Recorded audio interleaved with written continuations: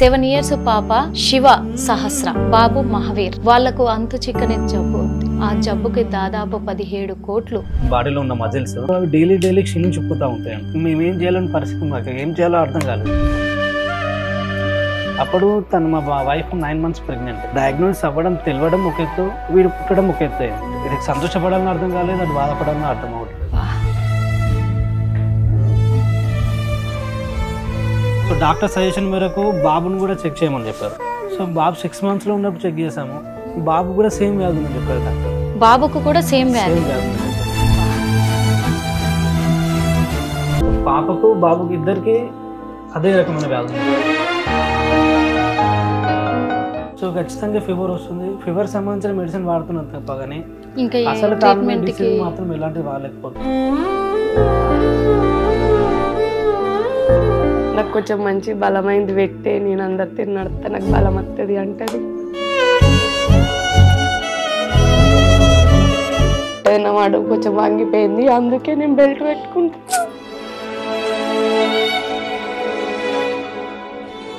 ఎలా ఉంటది పాపతో మీ బాడీ? అందరిలాగా నడవలేకపోతున్న ఫీలింగ్ తనలో కనబడుతుంది, అట్లా మాకు తెలుస్తుంది. సో మిగతా పిల్లలు నార్మల్గా వెళ్తున్నారు.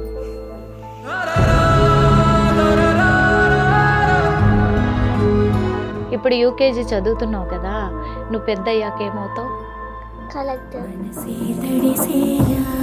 కలెక్టర్ అవుతావు.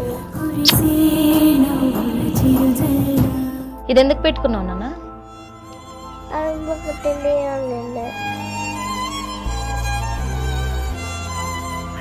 చిన్న గుండె కదా, చిన్న గుండెకి కూడా ఇలా కొట్టుకుంటుంది, ఒక నొప్పి వస్తుంది అని తెలుస్తుంది అంటే.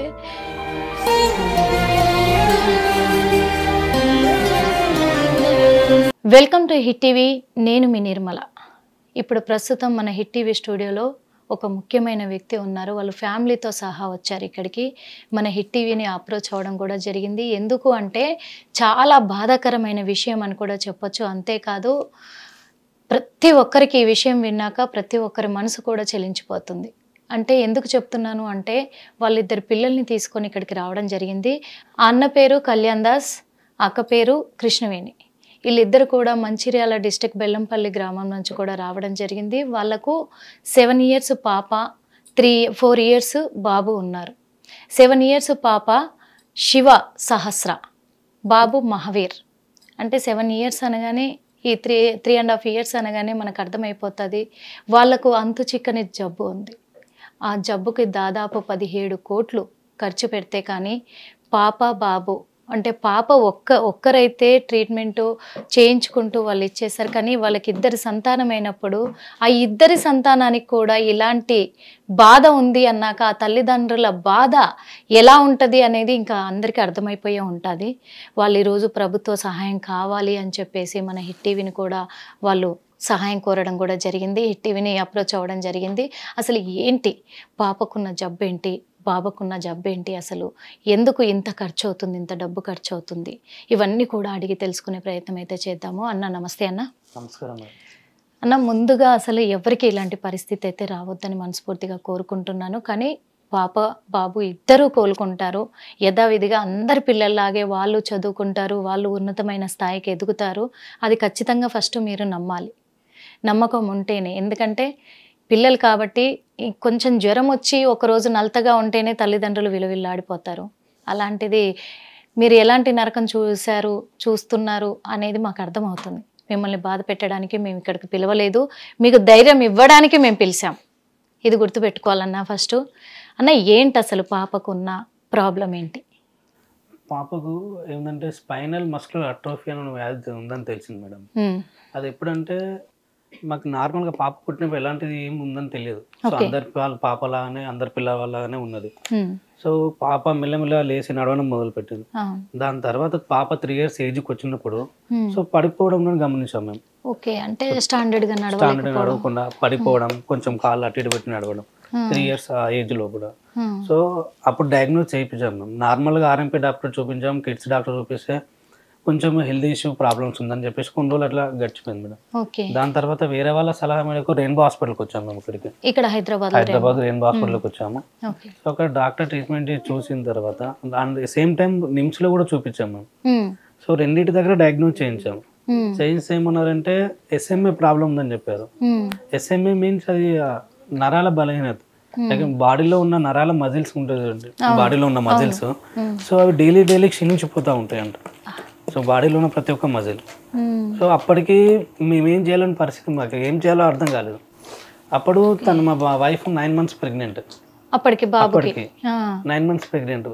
సో డయాగ్నోస్ అవ్వడం తెలియడం ఒక ఎత్తు, వీడు పుట్టడం ఒక ఎత్తు అయింది. సో రెండు విషయాలు ఒకటేసారి జరిగిపోయాయి. సో ఇది సంతోషపడాలని అర్థం కాలేదు, అటు బాధపడాలని అర్థం అవ్వట్లేదు. సో డాక్టర్స్ చూసి వీళ్ళు ఉంది, ఇది చాలా ఖర్చుతో కూడుకున్న వ్యాధి అని చెప్పేసి అన్నారు. సో మెల్లమెల్లగా మేము అదే హాస్పిటల్లో చూపించడం, నార్మల్గా ఫీవర్ రావడం వల్ల ఇంకా వేరేమన్నా చిన్న చిన్న ఇష్యూస్ వస్తూ ఉంటే నార్మల్ మెడిసిన్తో యూజ్ చేస్తున్నాం. సో డాక్టర్లు ఏం చెప్పారంటే ఇంతవరకు ఇది ట్రీట్మెంట్ లేదు, లాస్ట్ 1.5 year కింద 2 years కిందట ఒక ట్రీట్మెంట్ వచ్చింది, అది జోల్జేస్మా ఇంజెక్షన్ అని చెప్పారు మేడం. సో అది వన్ టైం ఇంజెక్షన్, లైఫ్లో 1 time వేయాలి. సో దాని ఖర్చు దాదాపు 16 నుంచి 17 కోట్లు అని చెప్పారు. 17 కోట్లు అని చెప్పారు మేడం. సో దాంతో పాటు ఇంకొక మెడిసిన్ కూడా ఉందని చెప్పారు, రోచ్ అని చెప్పేసి. సో అది ఓరల్ డ్రగ్, డైలీ బేసిస్ మీద ఇవ్వాలి. సో ఒక్క బాటిల్ ఖర్చు వచ్చేసి 6 lakhs మేడం. ఒక బాటిల్ ఖర్చు 6 lakhs. సో 1 month వరకు వస్తుంది ఆ పిల్లల ఏజ్, అప్పుడు ప్రస్తుతానికి ఉన్న ఏజ్. సో ఇప్పుడు ఇంకా ఎక్కువ అవ్వచ్చు. అంటే అది ఎప్పటి వరకు వాడాలన్న? Life time. ఫస్ట్ 16 crores అని ఉన్నది అని చెప్పేసి లైఫ్ లో 1 time.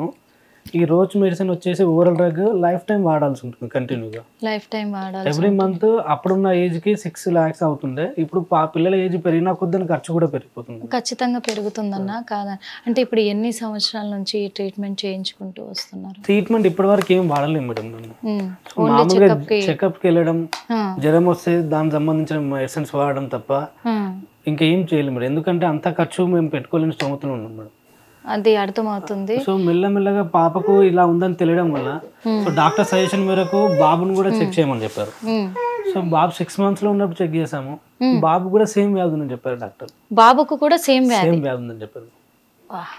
సో పాపకు బాబుకి ఇద్దరికి అదే రకమైన వ్యాధి ఉంది. బాబుకు కూడా ఇప్పుడు సిరప్ లాంటివి ఏమన్నా వాడుతున్నారా? పాపకు వాడుతున్నారా? తీసుకోలేదు. మీరేం చేస్తూ ఉంటారండి? నేను ప్రైవేట్ కంపెనీలో జాబ్ చేస్తున్నాను మేడం. ఎక్కడ చేస్తున్నారు? ఇక్కడ హైదరాబాద్ లో చేస్తున్నాను. సో వీలైనప్పుడు ర్యాపిడో నడుపుతున్నాను, ఖర్చులు వెళ్ళలేక బండి నడుపుకోవడము, అది చేయడం. సో దీనివల్ల ఏంటంటే నాకు ఉన్న రెగ్యులర్ ఖర్చులు, రూమ్ రెంట్ కట్టుకోవడం అది ఇబ్బంది అవుతుంది మేడం. సో ఇప్పుడు ఇవన్నీ ఖర్చు భరించలేక ప్రస్తుతానికి మా భార్యను ఫ్యామిలీ అంతా ఊర్లో ఉంటాను. నేను ఇక్కడ ఉండి జాబ్ చేసుకుంటూ ఉంటున్నాను మేడం. ఊర్లో ఏమన్నా ల్యాండ్ ఉన్నాయా? ఏం లేవు మేడం. ఏం లేవు. ఇప్పుడు పాపకి అలా అంటే ఆ వ్యాధి ఎప్పుడైతే ఒంట్లో అంటే ఎప్పుడు ఎలా ఉంటున్నాయి, తన సిమ్టమ్స్ ఎలా ఉంటున్నాయి అసలు? సో తనంతా తాను ఏ పని చేసుకోలేదు మేడం, నడవలేదు, వాష్రూమ్కి వెళ్ళలేదు, సో కూర్చుంటే లేవలేని పరిస్థితి. సో హెవీగా తిన్నా వామిటింగ్ వచ్చేస్తుంటుంది. సో నైట్ ఏంటంటే తనతో తను శ్వాస తీసుకోవడం కూడా ఇబ్బంది అవుతుంటుంది మేడం. సో దానివల్ల ఏంటంటే మళ్ళీ డాక్టర్లు బైపాస్ మిషన్ సజెస్ట్ చేశారు. సో అది పెట్టి డైలీ నైట్లో పడుకునేటప్పుడు, సో పడుకున్న కాడ నుంచి మళ్ళీ లేచేంత వరకు ఆ మిషన్ కంటిన్యూగా ఉండాలి. కంటిన్యూగా పడుకునేటప్పటి నుంచి లేచేంత వరకు కంటిన్యూషన్ గా అది పెడతానే ఉండాలి ఇంకా డైలీ. ఎందుకంటే తన నిద్రలో ఫుల్ ఫ్లెడ్జ్డ్గా ఆక్సిజన్ తీసుకోలేకపోతుంది. దానివల్ల హెడేక్ ప్రాబ్లమ్స్, మిగతా సైడ్ ప్రాబ్లమ్స్ వస్తున్నాయి తనకు. అది తీసుకోకపోతే మళ్ళీ హెడేక్ ఇవన్నీ ఉంటాయి. ఎప్పుడైనా కళ్ళు తిరిగి పడిపోవడం ఇలాంటివి జరుగుతుంటారా? నడవకుండా కూర్చుంటే ఫీవర్ వస్తుంది. ఆ టైం మంత్లీలో 1 time వీళ్ళకు ఏంటంటే ఇమ్యూనిటీ పవర్ తగ్గిపోతుంటుంది. సో ఖచ్చితంగా ఫీవర్ వస్తుంది. ఫీవర్ సంబంధించిన మెడిసిన్ వాడుతున్నాను తప్ప కానీ ఇంకా అసలు కారణమైన డిసీజ్ మాత్రం ఎలాంటిది వాడలేకపోతుంది. డాక్టర్ ఏం చెప్తున్నారు? డాక్టర్ ఏంటంటే 2 ట్రీట్మెంట్స్ ఉన్నాయి మేడం. ఒకటి మీకు చెప్పినట్టు ఫస్ట్ గా ఉండే జోలిస్మా ఇంజెక్షన్ ఒకటి, అండ్ రెస్టిప్లామ్. అసలు ఇక అవి ఎంత తొందరగా మీరు స్టార్ట్ చేస్తే అంత మంచిది అని చెప్తున్నారు డాక్టర్. బాడీలో ఉన్న మజిల్స్ మొత్తం ఇప్పుడు డైలీ అది డ్యామేజ్ అయిపోతా. ఈ మధ్య ఎప్పుడైనా వెళ్ళారన్నా హాస్పిటల్ కి? వెళ్ళాం మేడం. తీసుకెళ్ళాము. మామూలుగా ఏంటంటే ర్యాండమ్ చెకప్ చేస్తారు, పిల్లలు ఇదివరలాగా ఉన్నారా లేదా, దానికి సంబంధించిన నార్మల్ మెడిసిన్ వాడుతున్నారు తప్ప కానీ మరీ హెవీగా ఏం చేయలేము. పాప స్కూల్కి వెళ్తుందన్న? స్కూల్కి వెళ్తుంది. ఎలా ఉంటుంది పాపతో మీ బాండింగ్? పొద్దున్న లేవగానే మామూలుగా మాట్లాడడం చేయడం హ్యాపీగా ఉంటుంది. కాకపోతే ఏంటంటే అందరిలాగా నడవలేకపోతున్న ఫీలింగ్ తనలో కనబడుతుంది, అట్లా మాకు తెలుస్తుంది.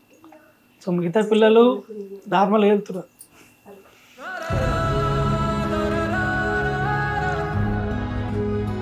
ఆ పిల్లలు అలా లేదు.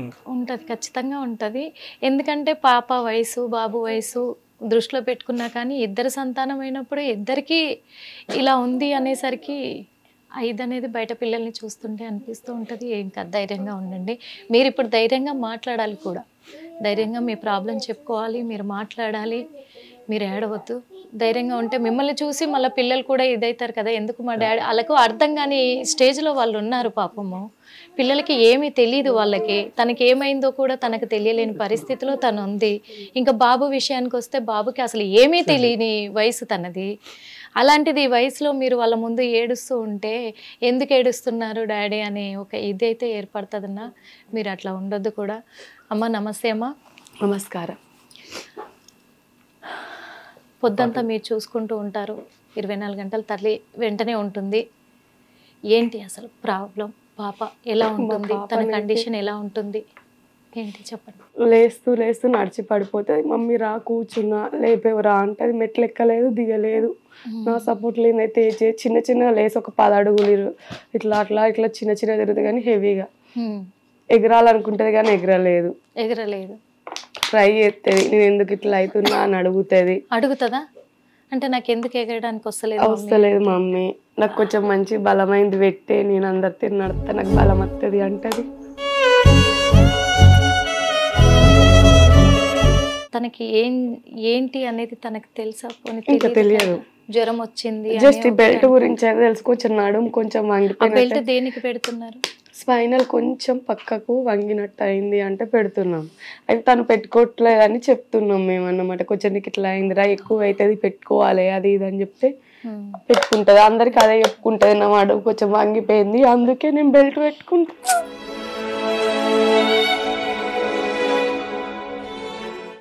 వాళ్ళ మేడమ్స్కి అయినా వాళ్ళ ఫ్రెండ్స్కి అయినా చెప్తా ఉంటుంది. స్కూల్లో బెల్ట్ ఎందుకు పెట్టుకొచ్చుకుంటున్నావు అని అడిగితే, ఎవరన్నా తెలియని వాళ్ళు అడిగితే చెప్తుంటది. తనకి ఏం తెలియదు కదా, మీరు ఏం చెప్తే అదే తెలుసు. అదే ఇంకా ప్రాబ్లం ఇది అని తనకు తెలియదు. ప్రాబ్లం ఏంటో తెలియని వయసులో కూడా ఇలాంటి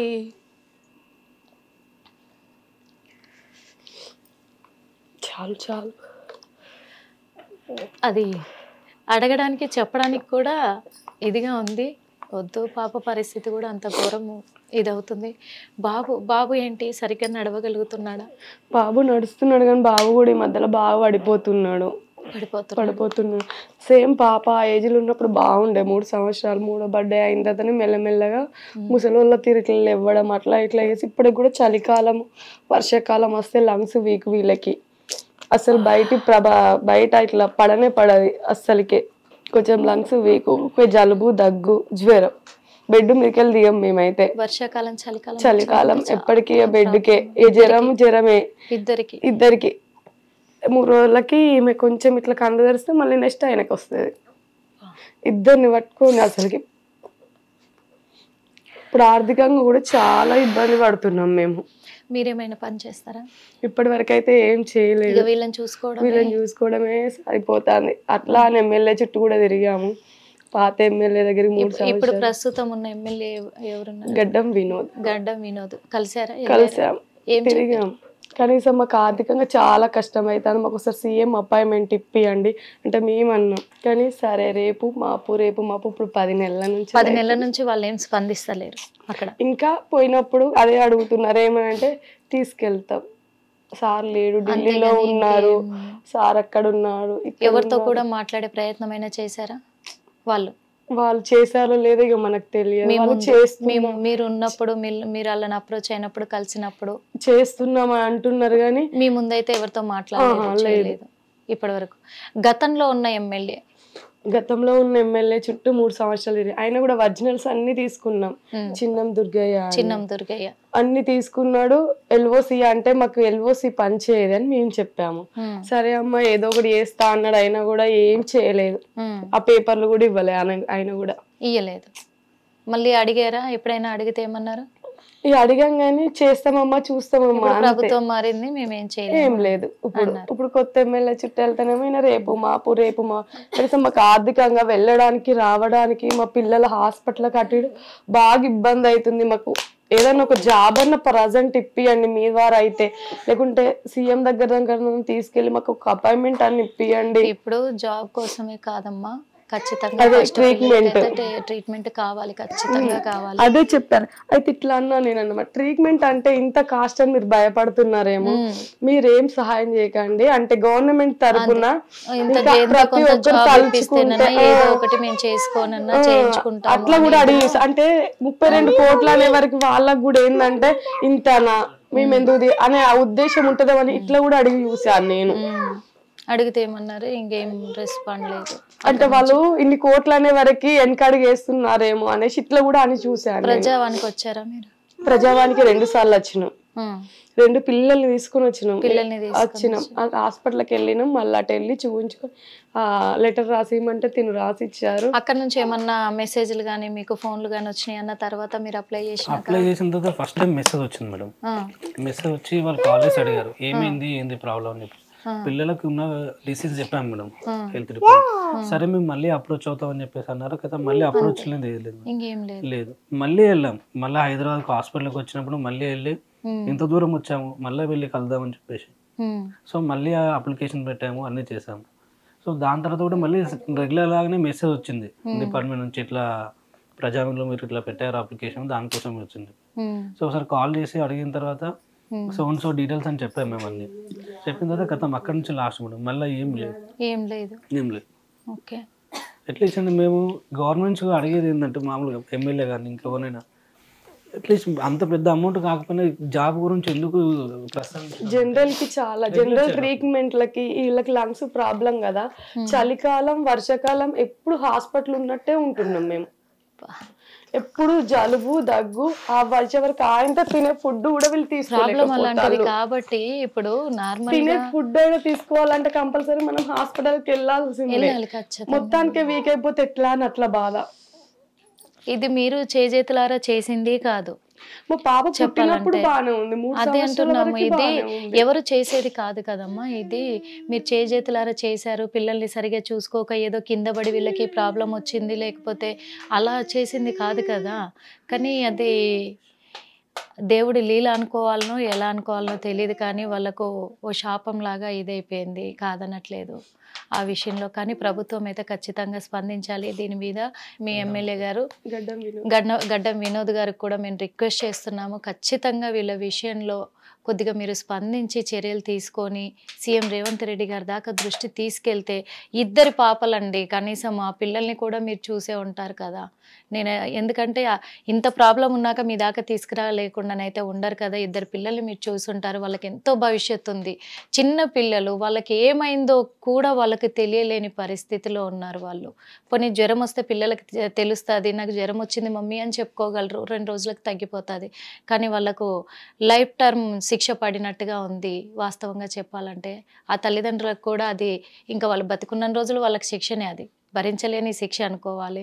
అది కూడా మీరు దృష్టిలో పెట్టుకోవాలి. 2 పిల్లల భవిష్యత్తును మీరు ఖచ్చితంగా దృష్టిలో పెట్టుకొని మీరు స్పందించకపోతే ఇంకా అది చాలా ఘోరంగా ఉంటుంది. ఎవరు కూడా ఎప్పుడు కూడా ఈ రాజకీయాన్ని నమ్మకూడదు అనుకుంటారండి. అందుకైనా నేను మా ఛానల్ ద్వారా నేను రిక్వెస్ట్ కూడా చేస్తున్నాను. మరి పాపతో కూడా మాట్లాడదాం, ఎందుకంటే పాప చాలా హుషారుగా ఉంది, చాలా తనకి జ్ఞాపక శక్తి కూడా ఎక్కువగా ఉంది. ఎందుకంటే తన స్కూల్లో ఏం జరుగుతుంది అనేది కూడా తను చెప్తుంది చక్కగా. ఇట్రానన్నా దా, అబ్బా ఎంత చక్కగా ముద్దుగా ఉన్నావు తెలుసా నువ్వు. నువ్వు ఒకేలాగా ఉన్నావు, నీలాగే ఉన్నానా? ఎలా ఉన్నా? నీ పేరేంటి చెప్పు? శివ సహస్ర. ఎంత చక్కగా ఉంది చూడు, శివ సహస్ర. ఆ పాప ఈ పాపనే మీకు ఎంత వయసు కనబడుతుంది పాపకి? పెద్ద పాప కాదు. ఈ పాపను చూసిన తర్వాత అయినా మీకు అనిపిస్తుంది ఖచ్చితంగా తనకు తెలియని వయసులో, అంటే తనకి ఏం జరుగుతుంది ఆడుకునే వయసు తనది. తన ఏజ్ పిల్లలతోటి తను చక్కగా ఆడుకునే వయసు తనది. తనకి ఇలాంటి డిసీజ్ రావడం అనేది అందులో కొన్ని కోట్లతో కూడుకున్న వ్యాధి అనేది. అది చేసి ఆ ట్రీట్మెంట్ చేస్తేనే తను నిండు నూరేళ్ళు చల్లగా ఉంటుంది. ఆ ట్రీట్మెంట్ జరగకపోతే ఇంకా ఏంటి అనే పరిస్థితుల్లో ఆ తల్లిదండ్రుల బాధ, ఆ నరకం ఎంత ఘోరంగా ఉంటుంది. ప్రతి క్షణం పిల్లల్ని చూసుకుంటున్నప్పుడు వాళ్ళ ఆలోచన ఎలా ఉంటుంది?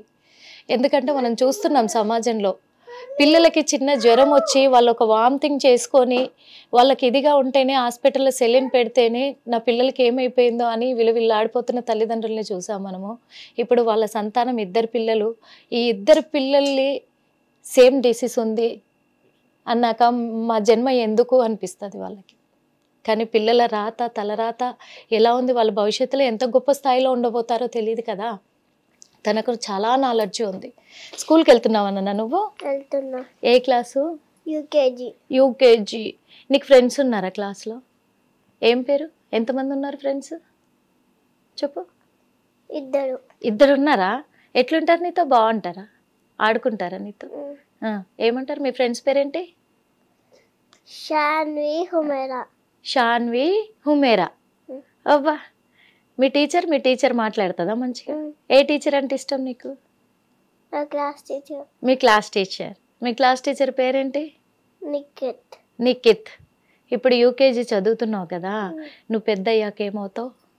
కలెక్టర్. కలెక్టర్ అవుతావు. కలెక్టర్ అవుతుందంట. చూడండి, తనకి ఎంత పెద్ద కోరిక ఉంది, కలెక్టర్ అవ్వాలి అనే ఒక కోరిక ఉంది. కానీ ఈ కోరిక ఏంటి అంటే మనం చెడుని ఎప్పుడు కూడా మనము స్వీకరించొద్దు, మంచినే స్వీకరించాలి, చెడుని తీసేయాలి. పాపకి చాలా కోరిక ఉంది. ఈ వయసులో కలెక్టర్ అవుతాను అని అంటుందంటే తన డెసిషన్ ఎంత బాగుంది అనుకోవాలి. కానీ తనకు లైఫ్ ఎందుకు ఇవ్వలేదు దేవుడు? ఎందుకు ఇలాంటి శిక్ష వేశాడు ఈ పిల్లలకి? వాస్తవంగా చెప్పాలంటే ఒక విషయం మనం మాట్లాడుకోవాలి ఖచ్చితంగా. ఈ ప్రపంచంలో నిజంగా ఎంతోమంది మూర్ఖులు ఉన్నారు, నీచులు ఉన్నారు, కుట్రలు కుతంత్రాలు చేసే వాళ్ళు ఉన్నారు.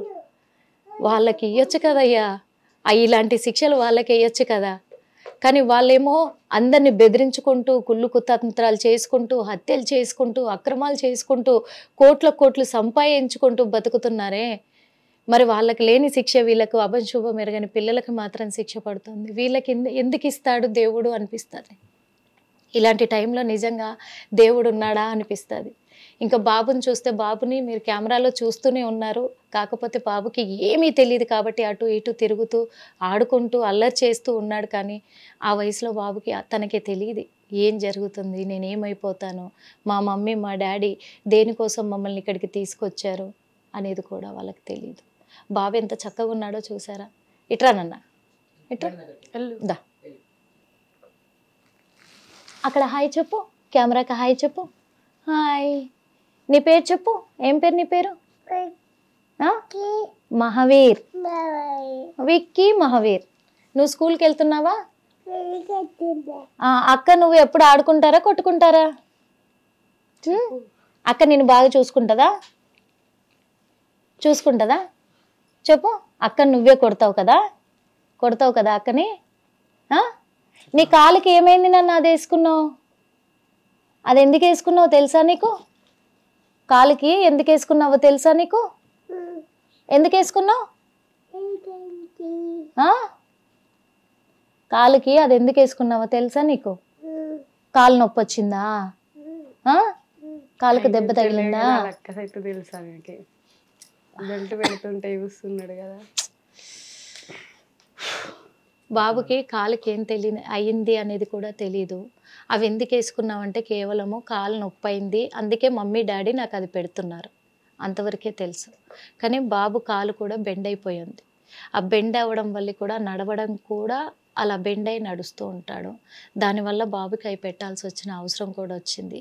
ఈ వయసులోనే ఇలాంటివి వాడి రోజుకొక, అంటే ఒక క్షణం ఒక గడియలాగా గడుపుతున్న ఈ జీవితాలకి నిజంగా ప్రభుత్వం చెల్లించాలా వద్దా మీరే డెసిషన్ తీసుకోండి. ఇంకా ప్రజలకే వదిలేయాలి. ఎందుకంటే ఇగో పాపకి చూస్తున్నారు బెల్ట్. ఇది ఎందుకు పెట్టుకున్నావు నాన్న? అది మాకు తెలియదు. అర్థమైందా మీకు? నడుము ఎముక వంగిపోయింది అని చెప్తుంది పాప. అంటే తనకి వాళ్ళ మమ్మీ చెప్పడం బట్టి తెలిసింది. అప్పటి వరకు కూడా తనకి తెలియదు బెల్ట్ ఎందుకు పెడుతున్నారని తెలియదు. తను బెల్ట్ పెట్టుకోనని మారాన్ చేసినప్పుడు ఇంకా ఏం చేయలేని పరిస్థితుల్లో తను చెప్పడం అయింది. ఎందుకంటే కృష్ణవేణి గారు ఆ టైంలో ఎంత బాధపడి ఉంటారో ఇంకా అది మనం ఊహించలేము, మన తరం కూడా కాదు. అట్లాంటిది ఆ పాపకి నీ నడుము ఎముక వంగిపోయింది తల్లి, అది సరి కావాలంటే ఇది పెట్టుకోవాలి నువ్వు, అది స్ట్రైట్గా రావాలంటే అది పెట్టుకోవాలి నువ్వు అన్నందుకు తను ఇది పెట్టుకుంది. కానీ తను చెప్తుంది అంటే అది బెండ్ అయింది అంటే కూడా ఏంటో కూడా తెలియదు.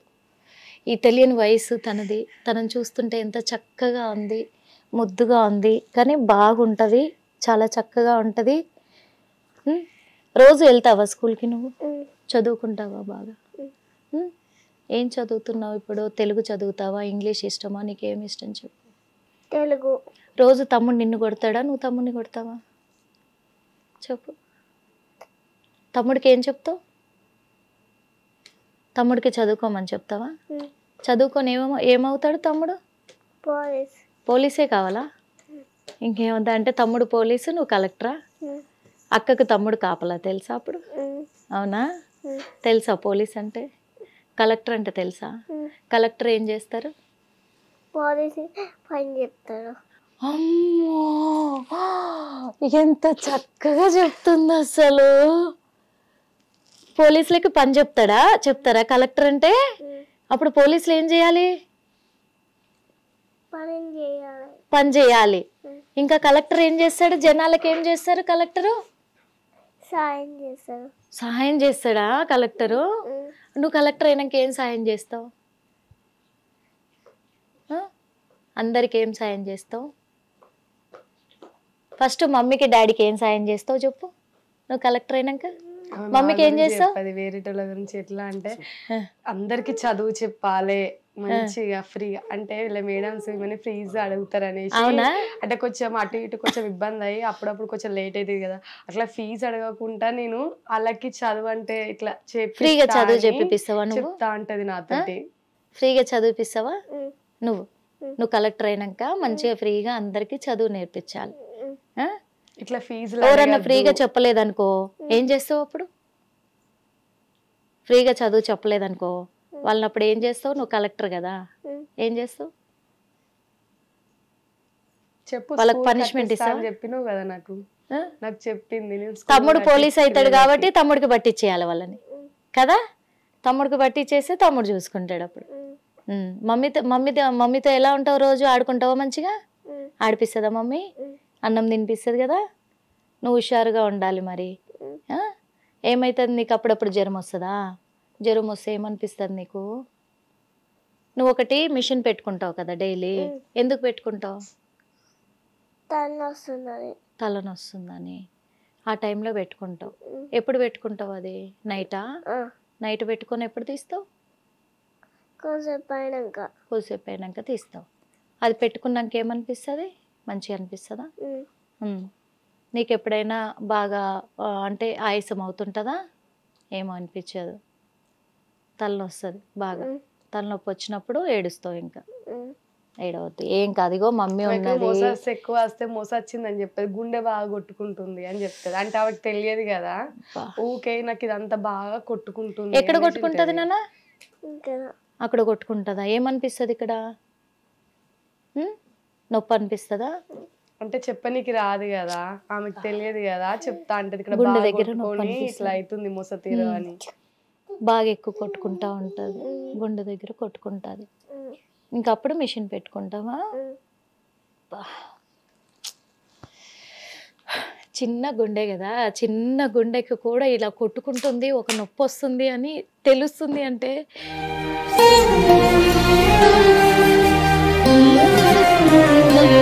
పిల్లల్ని ఎక్కువసేపు కూడా ఇబ్బంది పెట్టద్దు. ఎందుకంటే తనకి ఏం జరుగుతుందో తెలియని పరిస్థితి. తనకు తలనొస్తుందనే తెలుసు కానీ తన గుండె కొట్టుకుంటుంది, బాగా కొట్టుకుంటుంది, ఆ టైంలో నొప్పి వస్తుంది అంటే మనకే పెద్దవాళ్ళకి ఏదైనా కొద్దిగా టెన్షన్ పడితే గుండె వేగంగా కొట్టుకుంటే నొప్పి వస్తుంది అని ఏదో ఒకటి చేసుకోవడానికి ట్రై చేస్తాము. కానీ ఆ టైంలో పాప పరిస్థితి ఎలా ఉంటుంది, ఆ పరిస్థితి చూసిన తర్వాత ఆ తల్లి పరిస్థితి ఎలా ఉంటుంది అనేది కూడా మనం గమనించుకోవాలి. పాపే ఈరోజు కొంచెం మాట్లాడగలిగి ఇచ్చేసిందంటే ఇంకా బాబు పరిస్థితి ఎలా ఉంటుంది. ఇద్దరు పాప బాబు ఎన్నో కలలు కంటా ఉంటారు కదా పిల్లల గురించి. ఆ తల్లిదండ్రులు ఎంతో ఇది చేసి ఉంటారు. మా పిల్లల్ని ఇలా చదివించుకోవాలి, అలా చదివించుకోవాలి, ఇలా పెంచుకోవాలి, మా పిల్లలు అందరికంటే కూడా ఒక గొప్ప స్థాయిలో ఉండాలి వాళ్ళు. అంతేకాకుండా ఎన్నో కలలు కంటారు పిల్లలు. ఖచ్చితంగా పిల్లల గురించి తల్లిదండ్రులు కష్టపడేదే జీవితం అంతా వాళ్ళ కోసం.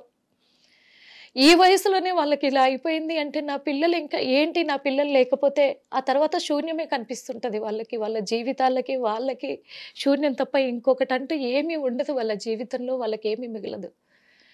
ఆ టైంలో అనిపిస్తుంది పిల్లల్ని కనకపోయినా గొడ్రాలుగా ఉన్నా బాగుండేదేమో అనేలాగా ఇదనిపించే పరిస్థితి ఈరోజు దేవుడు వాళ్ళకి కల్పించాడు. అది వాళ్ళ చేతులారా వాళ్ళు చేసుకుంది కాదు. పోనీ దేనివల్ల నన్ను వచ్చిందా అనేది కాదు.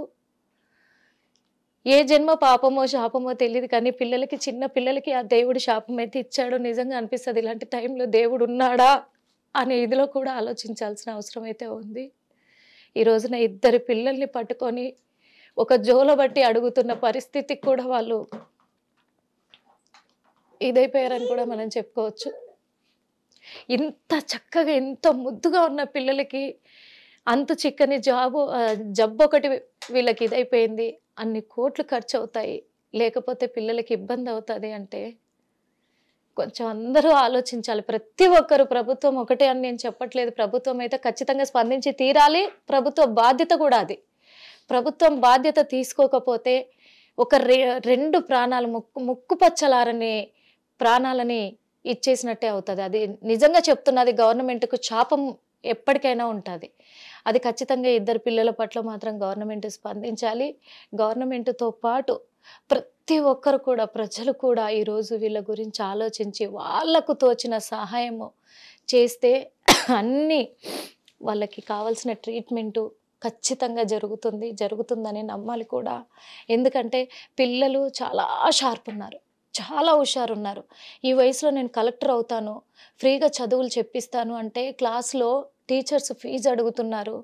అందుకు ఇబ్బంది అవుతుంది కదా, ఫీజులు లేకుండా చేస్తే అందరు చక్కగా చదువుకుంటారు అనే ఆలోచన, అంత గొప్ప ఆలోచన ఈ వయసులో పాప చేసిందంటే తన ఫ్యూచర్లో నిజంగా ఈ ట్రీట్మెంట్ తీసుకొని చక్కగా భవిష్యత్తులో చదువుకుంటే తను కొంతమంది జీవితాలకు వెలుగును చూపిస్తుందనే ఒక నమ్మకం అయితే ఉంది. అలాంటిది ఆ తల్లిదండ్రుల బాధను మనం అర్థం చేసుకోవాలి. ఆ గుండె కోతను మనం అర్థం చేసుకోవాలి. ప్రతి క్షణం పాప తర్వాత బాబు, బాబు తర్వాత పాప చెప్తుంది. ఆ తల్లి చెప్తుంది, ఆ తండ్రి చెప్తున్నారు. మాదొక హాస్పిటల్ అయిపోయింది ఇల్లు. ఇద్దరిని బెడ్ల పైన వేసుకొని ఒకరి తర్వాత ఒకరికి ట్రీట్మెంట్ చేస్తుంటే నాకు ఎంతో బాధ అవుతుంటుంది అని ఆ తల్లి చెప్తుంది. విలువిల్లాడిపోతుంది. అంటే పిల్లలు అందరిలాగా చక్కగా ఆడుకొని వాళ్ళతో ఆడుతూ పాడుతూ తల్లిదండ్రులతోటి చురుగ్గా ఉండి వాళ్ళతో మాట్లాడుతుంటే అందరిలాగా నా పిల్లలు అని సంతోషంతో ఉంటారు.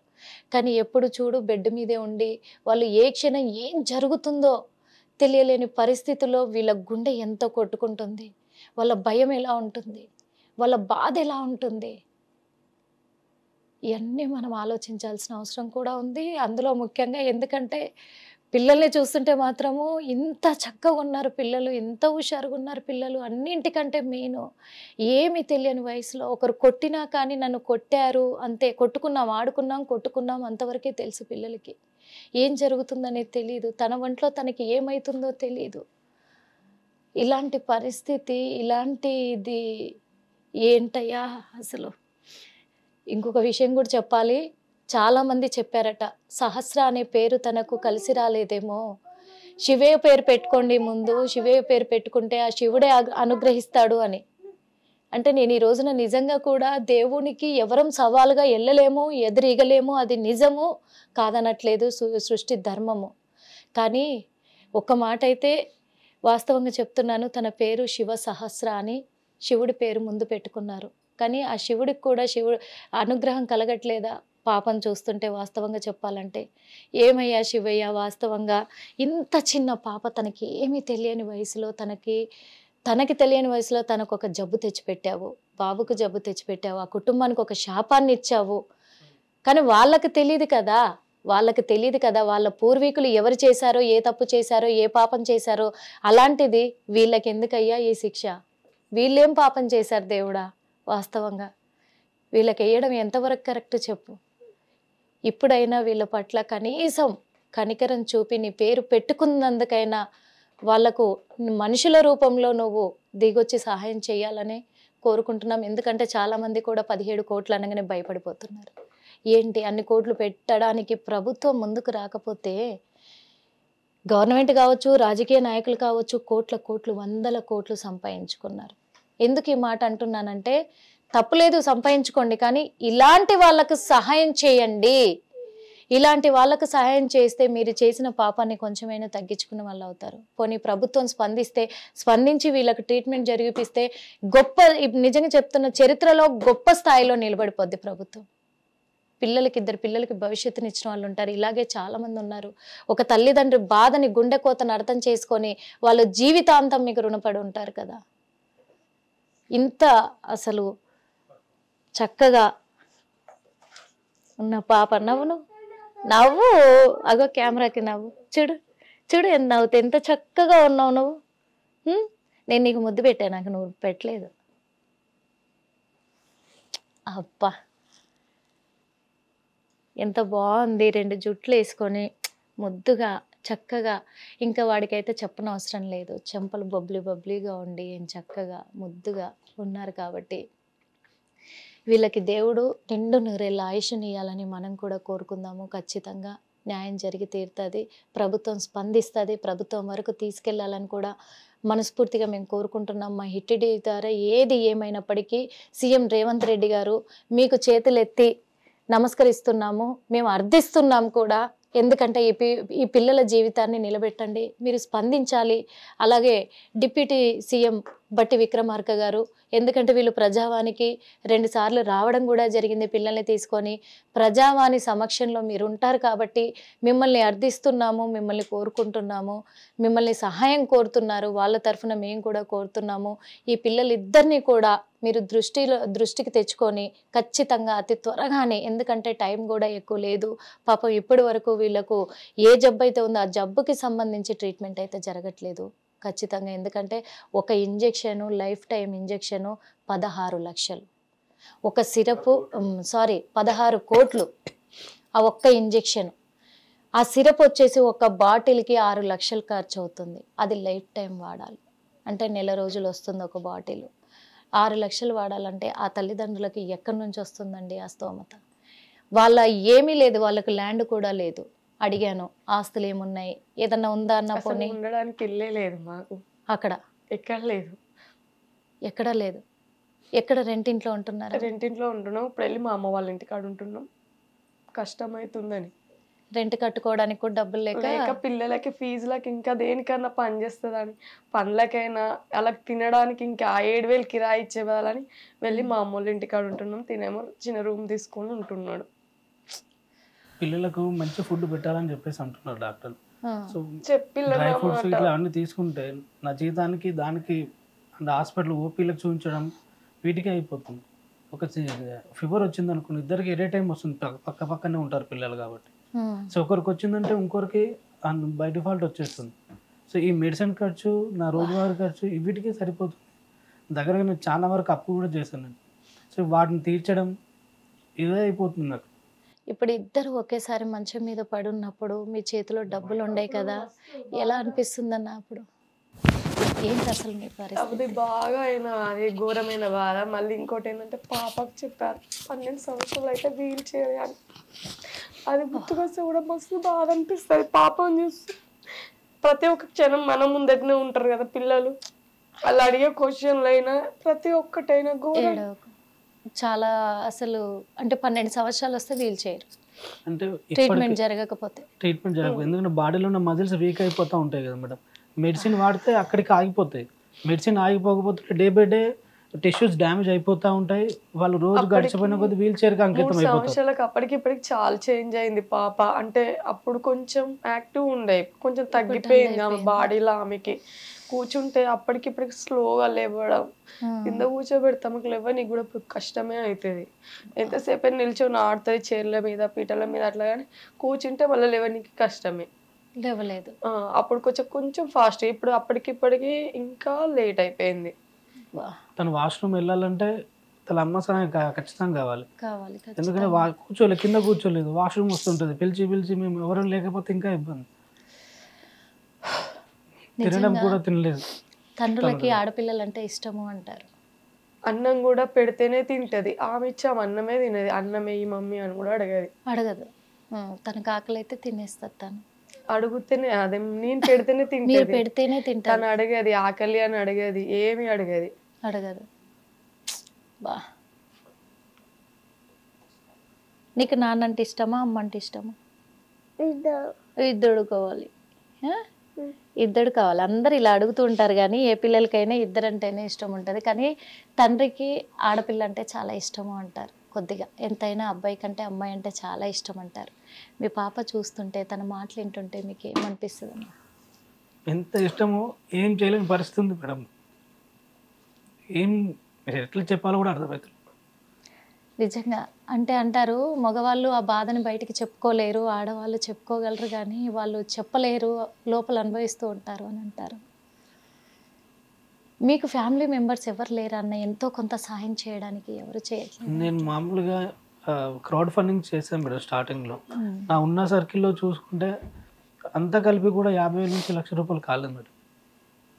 అదేంటంటే క్రౌడ్ ఫండింగ్ చేయడం వల్ల వాళ్ళు ట్రీట్మెంట్కి వేస్తారంటున్నారు, కానీ నేను మామూలుగా ఓపిక ఇవ్వను అంటున్నారు. సో వచ్చిన అమౌంట్ అందులోనే స్ట్రక్ అయిపోతున్నాయి. సో తీసుకోలేని పరిస్థితి, ఫండ్ చేసినా కూడా అంత అమౌంట్ రాని పరిస్థితి. అంత అమౌంట్ రాలేదు. అది అప్పటి ఖర్చులకు మాత్రమే, అంతవరకు ఇంకెవరు ఏం సాయం చేయట్లేదు. ఫ్యామిలీ మెంబర్స్ కూడా చేశారు, మా అక్క వాళ్ళు వీళ్ళు మంచి 10,000 చేశారు, కానీ ఒక్కసారి అంటే చేయగలుగుతారు, కానీ మళ్ళీ ఎప్పటికంటే ఎవరైనా చేయలేరు కదా. ఒక 5 లక్షలు 10 లక్షలు ఖర్చు అవుతుందంటే బంధువులు కూడా ఆదుకునే ఇదిలో ఉంటారు, తలా ఇంత వేసుకొనైనా. కానీ ఇప్పుడు 17 కోట్లు ఖర్చు అవుతుంది అని అంటే ఎవరు ముందుకు రారు, చేయరు. కానీ దీనికి కేవలము ముందుకు రావాల్సింది, ఆ బాధ్యత కూడా గవర్నమెంట్కి ఉంది. ఖచ్చితంగా గవర్నమెంట్ తిరిగి రావాలి. రెయిన్బో హాస్పిటల్ మీద చూపించాము అండి. డయాగ్నోసిస్ సంబంధించిన డీటెయిల్స్ అన్ని దీంట్లో ఉన్నాయి. స్పైనల్ మస్కులర్ అట్రోఫీ అని చెప్పేసి డాక్టర్ కూడా దీనికి కావాల్సిన రిపోర్ట్స్ కానీ అన్ని దీంట్లో అటాచ్ చేశాము. And at the same time మనకు నిమ్స్లో కూడా ఓపీ చూపించాను మేడం. సో నిమ్స్లో కూడా డాక్టర్ జెనెటిక్ డిపార్ట్మెంట్లో ప్రజ్ఞా మేడం ఉంటారు. సో ప్రజ్ఞా మేడం కూడా వాళ్ళు ఫుల్ స్టడీ చేసేసి వాళ్ళు కూడా ఫైనల్గా స్పైనల్ మస్కులర్ అట్రోఫీ అని చెప్పేసి కన్ఫర్మ్ చేశారు మేడం. దాని రిపోర్ట్స్ అన్ని ఇందులో నేను చాలా వరకు ఏ ఎమ్మెల్యే దగ్గరికి వెళ్ళినా ఎక్కడికి వెళ్ళినా ఇవే చూపిస్తున్నాను. మొత్తం ఉన్నా కానీ ఇప్పుడు కేవలము ఓన్లీ ఆ జ్వరానికి తనకు పెయిన్స్ వచ్చినప్పుడు మాత్రమే జనరల్ మాత్రమే వాడుతున్నారు. ఇప్పటి వరకు ట్రీట్మెంట్కి సంబంధించి ఏది కూడా ఇంకా స్టార్ట్ చేయలేదు.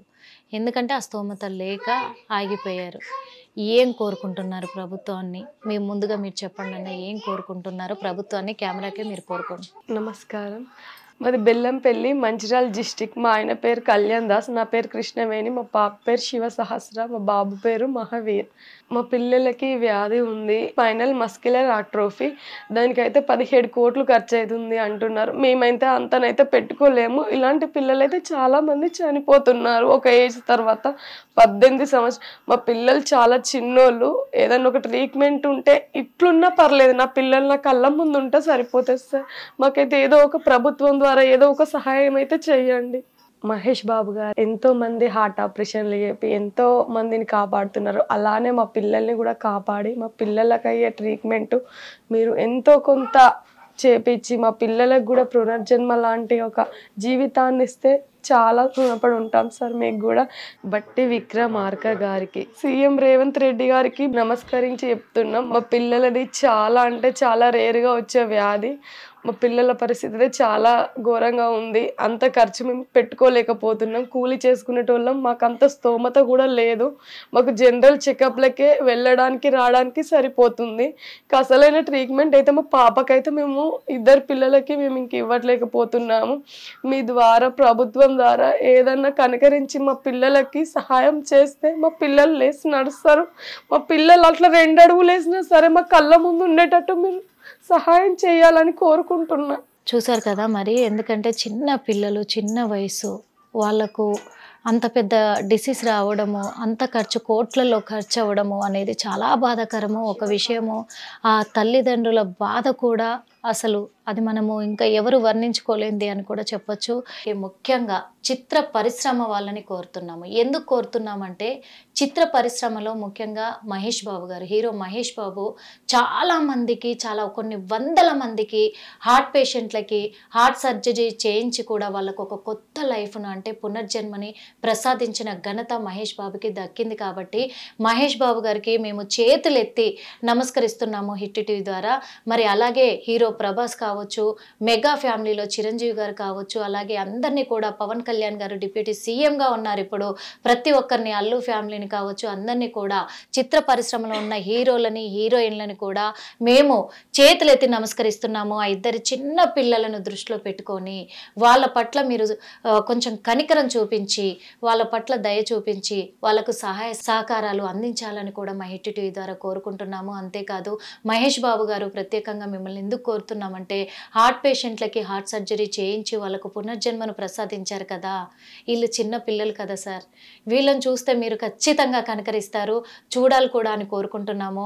వీళ్ళ పట్ల కూడా, ఇద్దరు పిల్లల పట్ల కూడా మీరు ఒక దేవుడిగా నిలవాలని, వాళ్ళకు కావాల్సిన సహాయ సహకారాలు అందించి ఒక దేవుడిగా మీరు సహాయం చేయాలని మా హిట్ టీవీ ద్వారా కోరుకుంటున్నాము. అలాగే చిత్ర పరిశ్రమలో ఉన్న ప్రతి ఒక్క హీరో ఈ విషయంలో స్పందించి వాళ్ళకు ట్రీట్మెంట్ జరిగేలాగా సహాయపడండి. పిల్లలు ఇద్దరికీ కూడా ఇలాంటి జబ్బు ఉందని అక్కడ ఎమ్మెల్యే గారిని కోరినప్పటికీ 10 నెలల నుంచి అక్కడ తిరుగుతున్నా కానీ పాపకి ఇలాంటి డిసీజ్ వచ్చిందన్నప్పుడే గత ప్రభుత్వంలో ఉన్న ఎమ్మెల్యే దగ్గరికి వెళ్ళినా కానీ తను చేస్తున్నాం అన్నారే కానీ ఎవరు పట్టించుకోలేదు. ఇప్పుడున్న ప్రస్తుత ఎమ్మెల్యే కూడా చేస్తున్నామని ఇప్పుడు 10 నెలల నుంచి అంటున్నారు కానీ ఇప్పటికైతే ఎలాంటి స్పందన అయితే లేదు. కానీ అందుకే మరి వాళ్ళు మరి సీఎం రేవంత్ రెడ్డి గారి దృష్టికి తీసుకెళ్లారో లేదో తెలియదు కానీ మేము మాత్రం మా హిట్ టీవీ ద్వారా 2 చేతులు ఎత్తి నమస్కరిస్తున్నాము. ఎందుకు నమస్కరిస్తున్నానంటే కూడా వాస్తవంగా పిల్లల్ని చూస్తుంటే, వాళ్ళ చురుకుదనం చూస్తుంటే, ఆ తండ్రి ర్యాపిడో నడుపుకొని ఇంట్లోకి పిల్లలకి చూసుకుంటున్నాడు. ఆ జబ్బుకు సంబంధించి ఇంకా ట్రీట్మెంట్ కూడా స్టార్ట్ చేయలేదు. ఎందుకంటే ఆ ఇంజెక్షన్తోనే స్టార్ట్ చేయాలి కాబట్టి ఇప్పటికీ వాళ్ళు అంత బాధ అనుభవిస్తూ ఉంటే జనరల్ చెకప్ ద్వారానే మెడిసిన్ వాడుతున్నారు కానీ ట్రీట్మెంట్కి సంబంధించి ఏ మెడిసిన్ వాడట్లేదు. పాపము కలెక్టర్ అవ్వాలి అని ఆ పాప కోరిక, పోలీస్ అవ్వాలని బాబు కోరిక. ఈ వయసులో ఎవరైనా ఉన్నారా అలాంటి కోరిక కోరుకొని నేను ఇది అవ్వాలి అనే కలలుగా ఆ కళల్ని కూడా నెరవేర్చుకోకుండానే ఈ వయసులో వాళ్ళకి ఏదన్నా అయిపోయింది అని అంటే ఇంకెందుకు మనం అందరం ఉండి కూడా, ప్రభుత్వాలు ఉండేందుకు, ప్రజలు ఉండేందుకు, పక్కన పిల్లలకి ముక్కుపచ్చలారని పిల్లలకి ఇంత పరిస్థితి వచ్చిందంటే ఆదుకోలేని ప్రభుత్వం ఎందుకు అనే విధంగా కూడా ఉంది. కానీ అందుకే నేను చేతులెత్తి ఆ తల్లిదండ్రుల తరపున, అలాగే పిల్లల ఇద్దరి తరపున, ముఖ్యంగా ఆ పిల్లలిద్దరి తరఫున గవర్నమెంట్ని, సీఎం రేవంత్ రెడ్డి గారిని, అలాగే బట్టి విక్రమార్క గారిని చేతులు జోడించి వేడుకుంటున్నాము. ఆ పిల్లల ఆరోగ్య పరిస్థితి దృష్టిలో పెట్టుకొని వాళ్ళ ట్రీట్మెంట్కి కావాల్సిన సహాయము మరి ప్రభుత్వం అందించాల్సిందిగా కోరుకుంటున్నాం. అంతేకాదు వాళ్ళు హైదరాబాద్లోని సికింద్రాబాద్లో ఉన్న రెయిన్బో హాస్పిటల్లో ట్రీట్మెంట్ చేయిస్తున్నారు.